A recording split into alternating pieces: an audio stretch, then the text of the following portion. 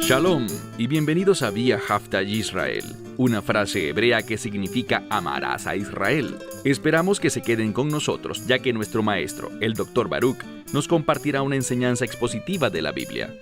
El Dr. Baruch es profesor titular del Instituto Zera Abraham, con sede en Israel. Aunque todos los cursos en el instituto se imparten en hebreo, el Dr. Baruch se complace en compartir esta enseñanza en inglés con doblaje al español. Para más información, visítenos en amarasaisrael.org o descargue nuestra aplicación móvil Mi Estudio Bíblico. Aquí está Baruch y la lección de hoy. Vemos bíblicamente que las fiestas descritas en la palabra de Dios, los tiempos señalados por el Señor, nos enseñan verdades espirituales, nos recuerdan las cosas que Dios ha hecho y las cosas que Él hará para llevar a cabo el cumplimiento de su propósito. Y ese propósito, en última instancia, es el reino de Dios, su establecimiento. Vemos con frecuencia que estas fiestas contienen verdades de reino asociadas a ellas. Toma tu Biblia y ve conmigo al libro de Éxodo, capítulo 34. Libro de Éxodo, capítulo 34. En esta sección habrá un énfasis en las fiestas. Y vemos que uno de los propósitos principales de las fiestas, cuando entendemos su verdad, cuando recordamos la fidelidad de Dios, de cómo Él actuó en estos días sagrados, que nos recuerdan de lo que Él ha hecho, por qué lo ha hecho y cuáles serán, en última instancia, las implicaciones de todo esto para el reino. ¿Qué hacen las fiestas? Nos guardan de la idolatría. En otras palabras, a través de las fiestas, y esto lo debes entender, a través de las fiestas recordamos los propósitos del reino de Dios, lo que Él hace para que el reino pueda ser una realidad y cómo podemos protegernos de seguir nuestros propios deseos, de buscar nuestro propio propósito. ¿Y qué podemos usar a manera de definición en cuanto a buscar nuestro propio propósito? ¿Cómo lo definimos? Con una palabra: idolatría.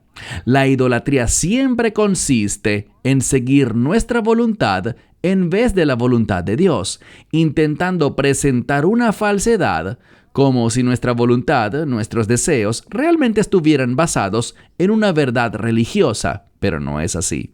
Están basados y establecidos en el pecado. Cuando concluimos el estudio de la semana pasada, vimos que Dios recordó a los hijos de Israel no hacer pactos con los habitantes de la tierra, con aquellos que no son mi pueblo de pacto. No entren en acuerdos con ellos, porque si lo hacen, poco después entregarán a sus hijos en matrimonio con los hijos de ellos y se encontrarán adorando a sus dioses, viviendo una vida de idolatría. Así que Él nos guarda, diciendo, no hagan estas cosas. Y no solo nos dice lo que no debemos hacer, sino que nos dice también lo que sí debemos hacer. Y estas fiestas son salvaguardas contra la idolatría. Sigamos donde quedamos, en el verso 17. Y dioses de fundición, es decir, dioses creados, no hagan. No fabriquen nada para ellos. No permitan que tengan ningún aspecto, ningún lugar, ninguna relevancia en sus vidas. Versículo 18. Esto es lo que dice: la fiesta de los panes sin levadura guardarás. Es un mandamiento. Si eres mi pueblo de pacto, harás exactamente eso. 7 días comerás pan sin levadura, como te he mandado durante el mes señalado de Aviv. Entonces llega el mes de Aviv y en ese momento de la fiesta de los panes sin levadura, que comienza el día 15 del mes, durante 7 días completos comerás pan sin levadura. Bien, ¿Estamos bajo la ley como para tener que hacer esto hoy? No. ¿Pero todavía esto tiene relevancia? Claro que sí. De hecho, no puedes entender lo que Pablo dice en 1 Corintios 5, cuando dice, guardemos esa fiesta sin levadura, es decir, sin pecado y sin orgullo, siendo personas humildes.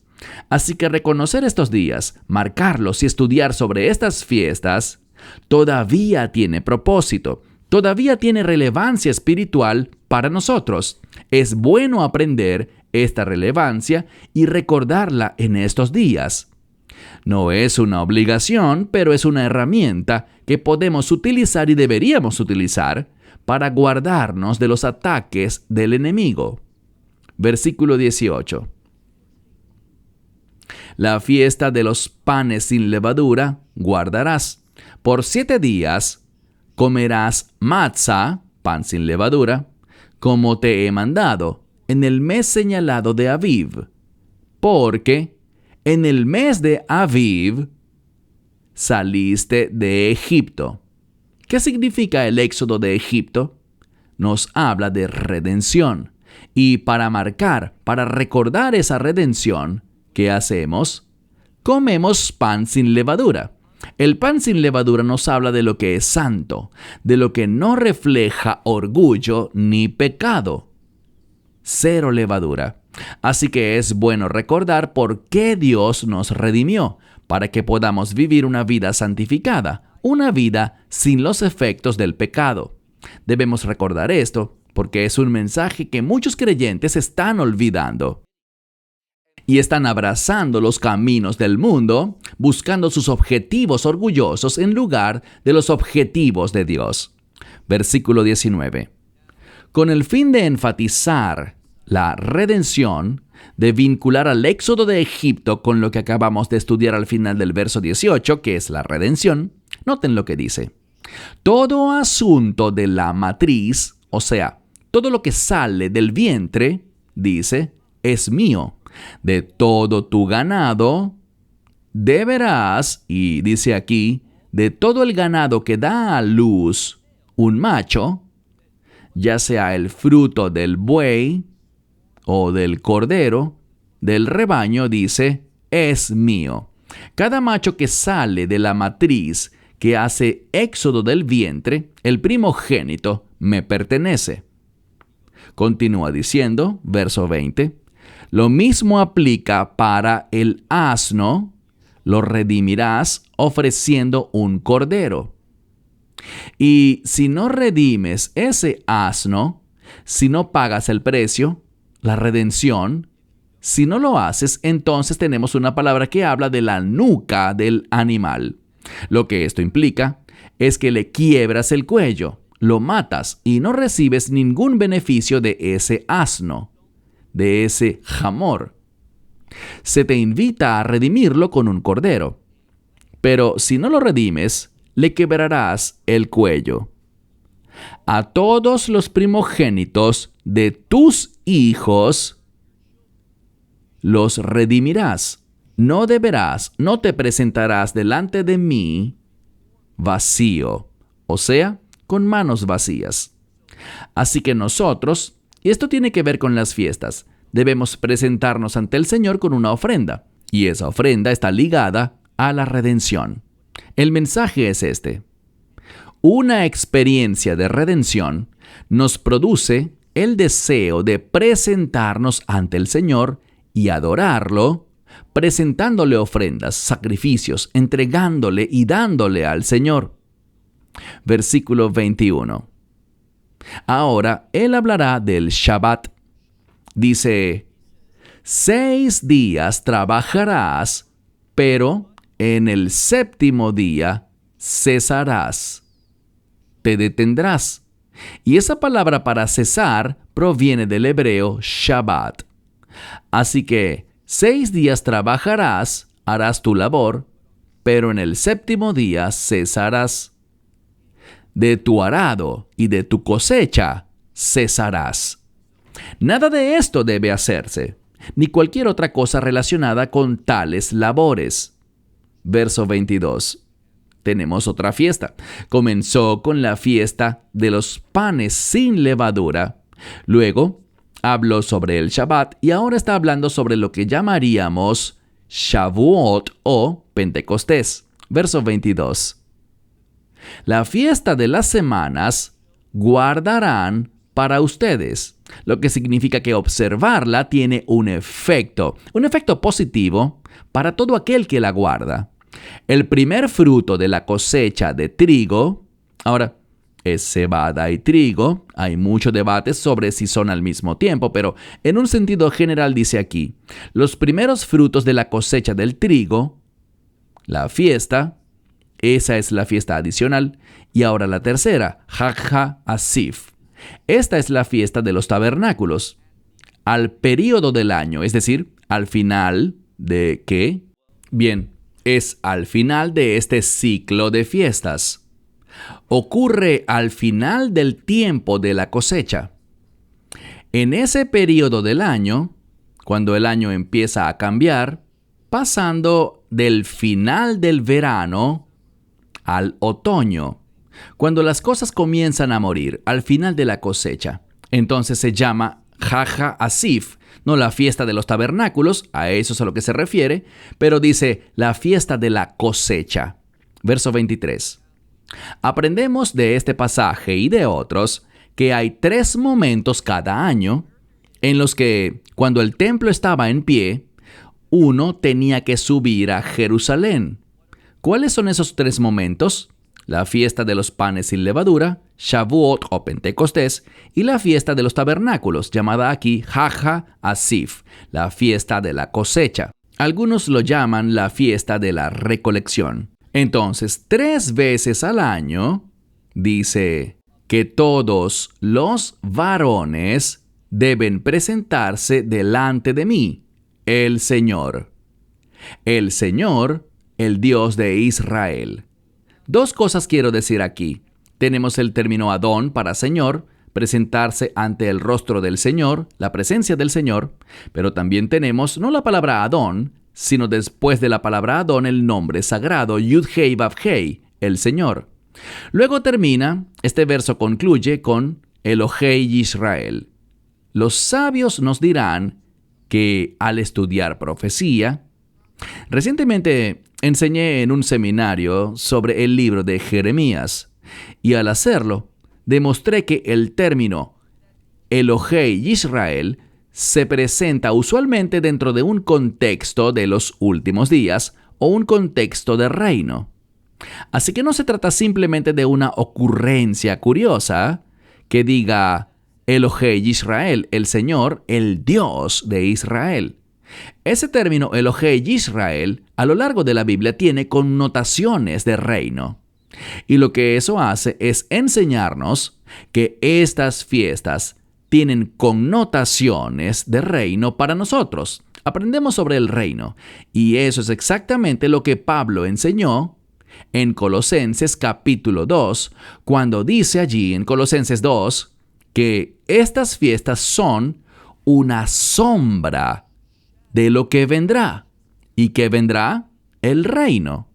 Así que a lo largo de las Escrituras, tanto en el Antiguo como en el Nuevo Pacto, vemos que las fiestas son instrumentos de revelación del reino. Verso 24. Cuando guardamos estas fiestas, Dios promete hacer algo. Él responde en nuestra vida, en nuestra situación. Dice, porque yo tomaré posesión de las naciones delante de ti. Dice, no te preocupes por las naciones.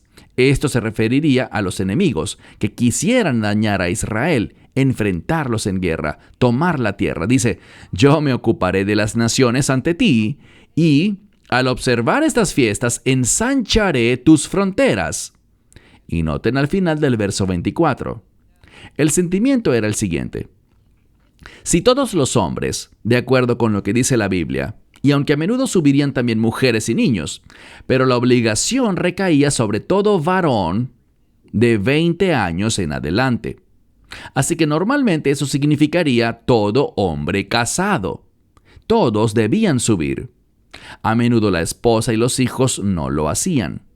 Y había una hashash, un temor de que si todos los hombres se iban, esto incentivaría ¿a quién?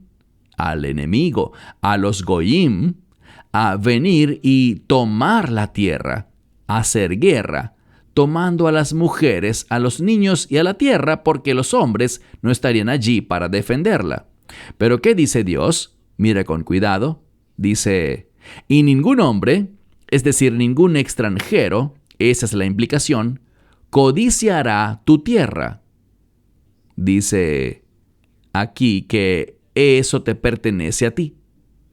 Cuando tú subas a presentarte delante del rostro o de la presencia del Señor, tu Dios, 3 veces al año. Entonces Dios dice, no te preocupes por ellos, ningún hombre codiciará tu tierra. La tierra que posees es tu herencia. Cuando subas, como dice aquí, cuando subas a presentarte delante del rostro del Señor, tu Dios, 3 veces al año. Verso 25. El verso 25 habla de lo que la mayoría considera que es el sacrificio de la Pascua, pero debemos entender algo. El área del templo nunca tenía hametz, levadura, en todo el año, y podrías decir que ya estaba kosher para la Pascua. Pero noten lo que dice, no sacrifiques sobre levadura la sangre de mi sacrificio, y no dejes hasta la mañana el sacrificio de la fiesta de la Pascua. Estas dos cosas estarían vinculadas a la Pascua. No ofrezcas el sacrificio de la Pascua si hay levadura en la tierra. Y luego dice, no dejes ese sacrificio de la Pascua, de lo que comas esa noche, no dejes nada hasta la mañana, porque debes consumirlo todo o quemarlo. Verso 26. Las primicias de los frutos de tu tierra los traerás a la casa del Señor tu Dios. Ahora, todas estas cosas, ¿no estarías de acuerdo en que son importantes? La fiesta de los panes sin levadura, el Shabbat, la fiesta de Pentecostés o Shavuot, la fiesta de los tabernáculos, y luego subir 3 veces al año para reconocer al Señor, ofreciéndole un presente, un sacrificio. Y luego dice nuevamente, traigan las primicias de los frutos ante Él, a la casa del Señor tu Dios. Todo eso tiene importancia. Y noten cómo termina esta sección. Mira al final del versículo 26. Lo tevashel gedi bajalev imo. No hiervas o cocines un cabrito, es decir, la cría de una cabra o de un cordero, en la leche de su madre. Bien, la mayoría extrae de este verso todas las leyes de la separación entre la carne y los lácteos. Hablemos de esto por unos minutos adecuadamente. De acuerdo con los sabios, este es un ejemplo clásico de salvaguardar. Aunque la ley dice una cosa, los sabios añadían leyes adicionales, mandamientos adicionales, para protegerse de quebrantarla. Les daré un ejemplo sencillo. Supongamos que está prohibido ir a Londres. Eso es lo que dice literalmente el mandamiento, no irás a Londres. Entonces, los rabinos llegan y, para asegurarse de que nadie vaya a la ciudad de Londres, dicen que está prohibido ir a Inglaterra. La palabra dice Londres, pero ellos añaden y dicen ni siquiera entres en Inglaterra. ¿Por qué? Bueno, si no entras en Inglaterra, ciertamente no irás a Londres. Es como un cerco de protección adicional. Lo que tenemos aquí, según la historia, es que había una tradición bárbara entre los paganos. Ellos tomaban un cabrito, una cabra o un chivo muy joven y usaban la leche de su madre para hervir a ese animal vivo. En ese elemento que, de acuerdo a la ley de Dios, es una leche dada para dar vida, pero ellos la usaban inapropiadamente y en vez de dar vida, la usaban para causar muerte. Era un acto desafiante y rebelde, parte de su adoración pagana. Entonces aquí, y esto encaja con el contexto, si lees la última parte de nuestro estudio de la semana pasada, los versos 14, 15, 16 y 17, verás que todo se trata de no cometer idolatría. Y hervir a un animal en la leche de su madre era una práctica idólatra. Así que esto resume esta sección diciendo, de ninguna manera participes en esa actividad. No comas la carne de ese animal que fue torturado de esa manera tortuosa, al ser hervido hasta morir en la leche de su madre. ¿Qué hicieron los rabinos? Con el fin de evitar cualquier apariencia de maldad, hay algo en el judaísmo llamado Marit Ain. ¿Qué es Marit Ain? La apariencia a la vista. No queremos, y Pablo habla de esto, no queremos dar ninguna apariencia de maldad. Aunque algo sea permisible, no queremos que alguien vea lo que estamos haciendo, que está permitido, pero piense que estamos haciendo algo malo. Marit Ain se refiere a algo permisible, pero que luce como algo relacionado con el pecado. Así que no des ninguna apariencia de maldad. Bueno, como la leche era hervida, se formaba una salsa de leche. Entonces los rabinos, para protegerse de cualquier participación en esa actividad, en esa acción pecaminosa de hervir a un animal en la leche de su madre, dijeron, no comas carne con ningún producto lácteo. Eso nos salvaguarda de la posibilidad de que alguien pensara que estamos participando en ese pecado. Así que esa es la interpretación. Es un seguro para protegernos de pecar, no mezclando lácteos con carne. Verso 27. Y el Señor dijo a Moisés, escribe tú o para ti estas cosas, porque conforme a estas cosas he escrito contigo este pacto y con Israel. Así que estas cosas que Dios instruye, veremos más específicamente cuáles son, forman la base de un pacto, una relación con Dios, una relación de promesa entre los hijos de Israel y el Dios de Israel. Así que le dice a Moisés, escribe estas cosas conforme a las cosas que he escrito contigo, este pacto con los hijos de Israel. Verso 28. Y aconteció allí con el Señor, es decir, aconteció que Moisés estuvo allí con el Señor por 40 días y 40 noches. El 40 significa cambio. A través de la revelación de Dios, el cambio viene. El cambio viene por su palabra. Así que estuvo allí con el Señor 40 días y 40 noches, y pan no comió, ni agua bebió, cuando escribió en o sobre estas tablas, que contienen las palabras del pacto, y luego dice el Aser Hadibrot, los 10 mandamientos. Esto nos enseña que los 10 mandamientos, aunque hubo otras cosas, los 10 mandamientos son fundamentales. Y como he compartido antes, es difícil hacer esto solo hablando, pero sabemos de los 2 mandamientos más grandes. Ambos tienen que ver con el amor. Ama al Señor tu Dios con todo tu corazón, alma, mente y fuerzas, y ama a tu prójimo como a ti mismo. Estos 2 están relacionados. No puedes amar a tu prójimo hasta que experimentes primero el amor de Dios. Y la manera en que demuestras tu amor por Dios es amando a tu prójimo. Entonces, estos 2 mandamientos usualmente se colocan así. El primero, ama al Señor tu Dios, y el segundo, justo debajo, ama a tu prójimo. Y luego debajo de estos 2 están los 10 mandamientos. Así que en total hay 12. Y los mandamientos restantes, los otros 601, cada uno de estos mandamientos adicionales están bajo uno de los 10 mandamientos. Así que toda la ley está relacionada con los 10 mandamientos. Y los 10 mandamientos están relacionados con amar a tu prójimo o amar a tu Dios.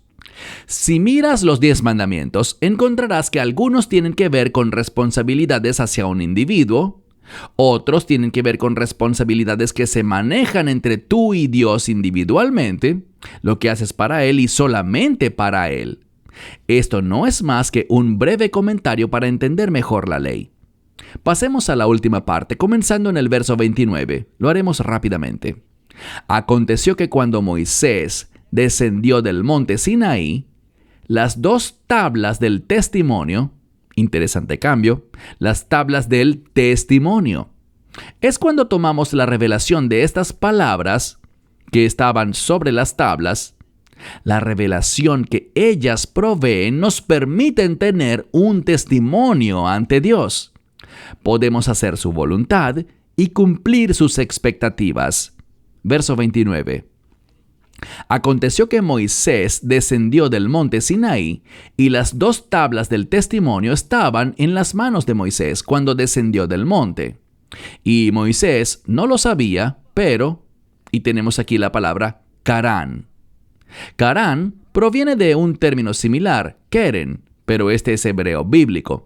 A veces se pronuncia un poco diferente, como el término para el sol, Shemesh, que a veces se pronuncia Shamesh. Diferente terminología, mismas palabras, pero diferente pronunciación. La palabra tiene que ver con algo como un rayo, algo así como el rayo del sol. Había una especie de iluminación que emitía del rostro de Moisés.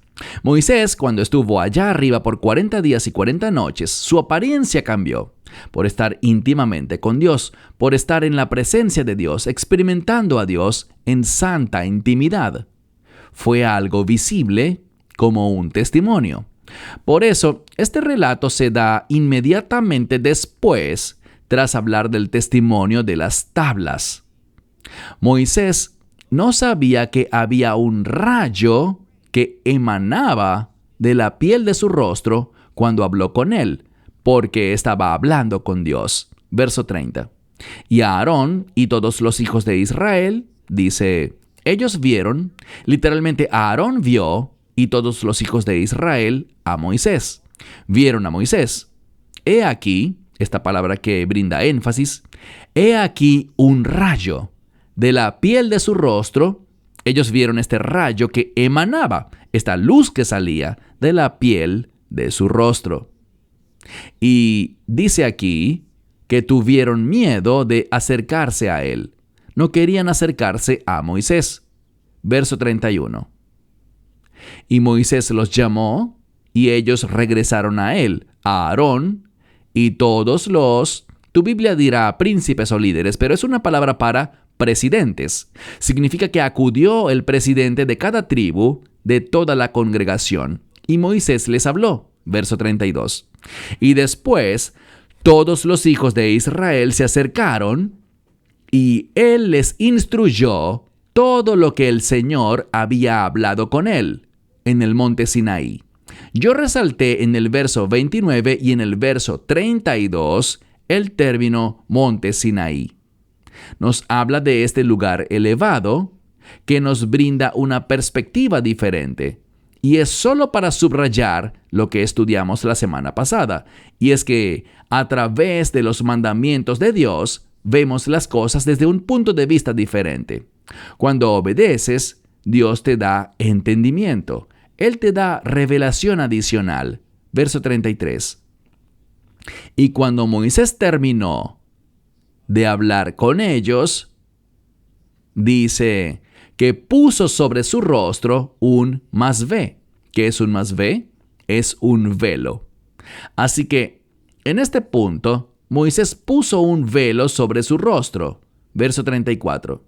Y cuando Moisés venía delante del Señor para hablar con él, cuando Moisés iba a la presencia de Dios, en el Ohel Moed, la tienda de reunión, él hacía algo. Él se quitaba este velo hasta que salía. Y cuando salía y hablaba con los hijos de Israel, lo que el Señor le mandaba,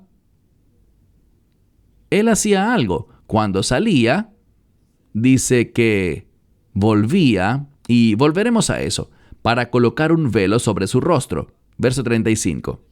Y los hijos de Israel veían el rostro de Moisés por el rayo de la piel de su rostro, de Moisés.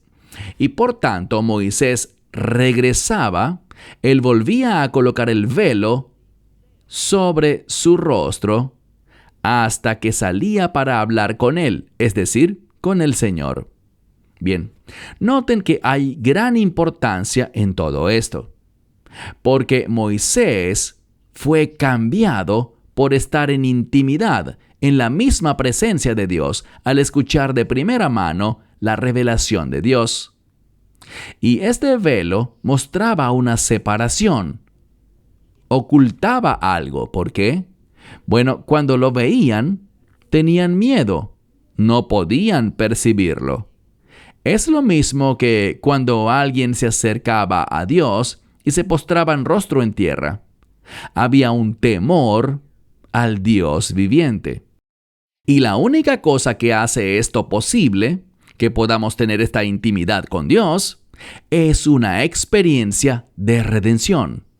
Eso es lo que los mandamientos de Dios producen cuando los aplicamos a nuestra vida, pero no bajo la letra de la ley. Quiero concluir con un pasaje más y acompáñenme por favor al libro de Romanos, capítulo 7. Bien, si solo pudieran estudiar un versículo como seguimiento a este estudio, que sea Romanos capítulo 7, versículo 6.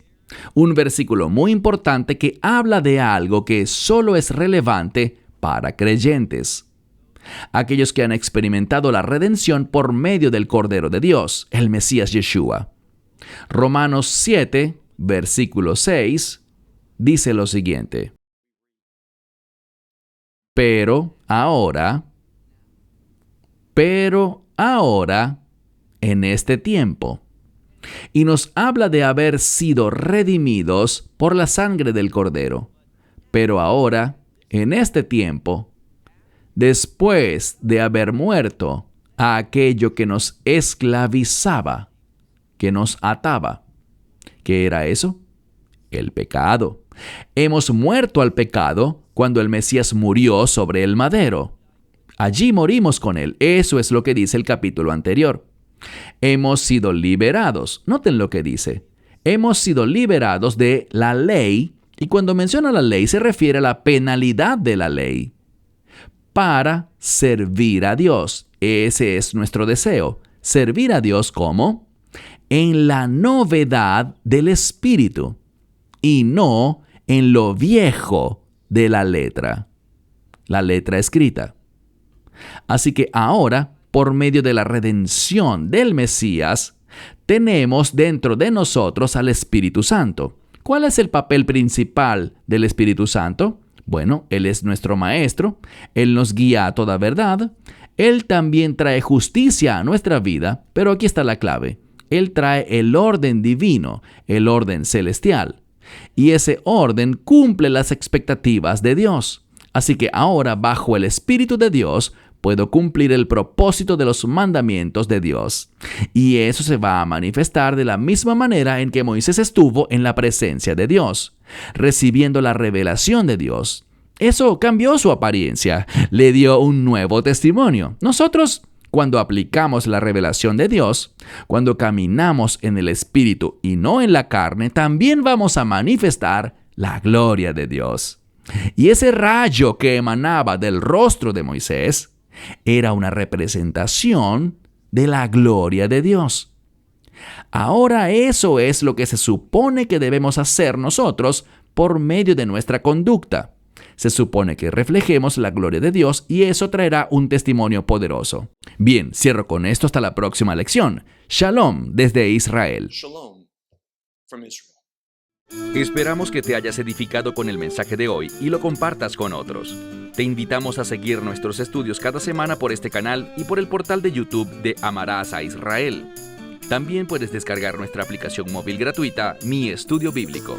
Finalmente, para obtener más información sobre nosotros, visita nuestra web amarasaisrael.org, donde encontrarás otras conferencias de Baruch en audio, video y texto. Hasta el próximo programa. Que el Señor te bendiga en Yeshua HaMashiach, Jesús el Mesías, mientras caminas con Él. Shalom desde Israel.